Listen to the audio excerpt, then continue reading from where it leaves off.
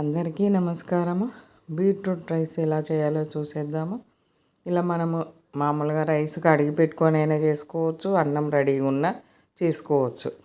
ఒక 100 గ్రాములు చిక్కుడు గింజలు తీసుకున్నాము పచ్చివి, 100 గ్రాములు బఠానీ పచ్చియే, కొంచెం వాటర్ పోసి సాల్ట్ వేసి ఉడకబెట్టేసుకోవాలి.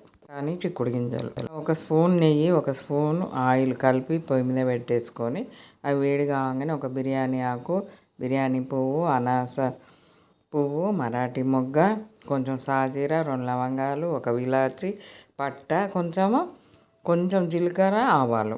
అవి వేగిన తర్వాత ఇలా ఒక పెద్ద ఉల్లిపాయ, క్యారెట్, ఇవి బాగా ఎర్రగా వేగనవసరం లేదు. కొంచెం వేగగానే మనము బఠానీ, మనకు ఉడికించిన బఠానీ ఉన్న చిక్కుడు గింజలు వేసేసుకోవాలి. ఇంక ఇవి కలిపేసుకోవాలి, కొంచెం వేగనిచ్చేయాలి. ఉడకబెట్టి పెట్టిన ఆలు కూడా వేసుకోవాలి, కావాల్సిన సైజు ముక్కలు కట్ చేసుకొని. ఇలా ఇవి వేగేటప్పుడు కొంచెం సాల్ట్ కూడా వేసుకోవాలి. బాగా ఏది ఎర్రగా వేగనీయకూడదు, అన్నీ కలిపి వేగేసరికి మనకు లాస్ట్ వరకు మంచి కలర్ వచ్చేస్తుంది. ఇవైతే ఉడకబెట్టిన ఆలు ఈ సైజు ముక్కలు కట్ చేసుకున్నాము. మనకు నచ్చిన సైజు కట్ చేసుకోవచ్చు. కొంచెం మనకు నచ్చినన్ని కాజు వేసుకోవాలి.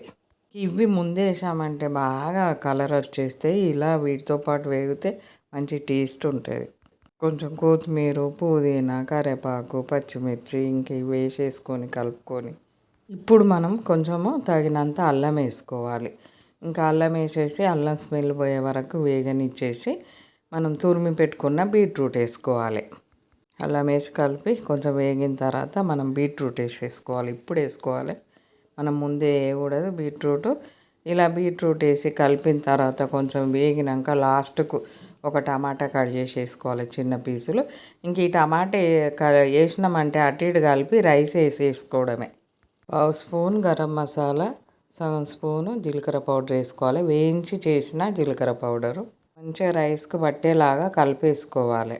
మనకు మామూలుగా అన్నము బగారే తాలింపు అన్నం లాగా వేసుకున్నట్టు కాకుండా ఇలా మనము కొంచెం ప్రోటీను, విటమిన్లు ఉన్నాయి అన్నీ కలుపుకుంటూ వేసుకుంటే టేస్ట్ బాగుంటుంది. పిల్లలకు రకరకాలు చేసి పెట్టిన వాళ్ళం అయిపోతాము.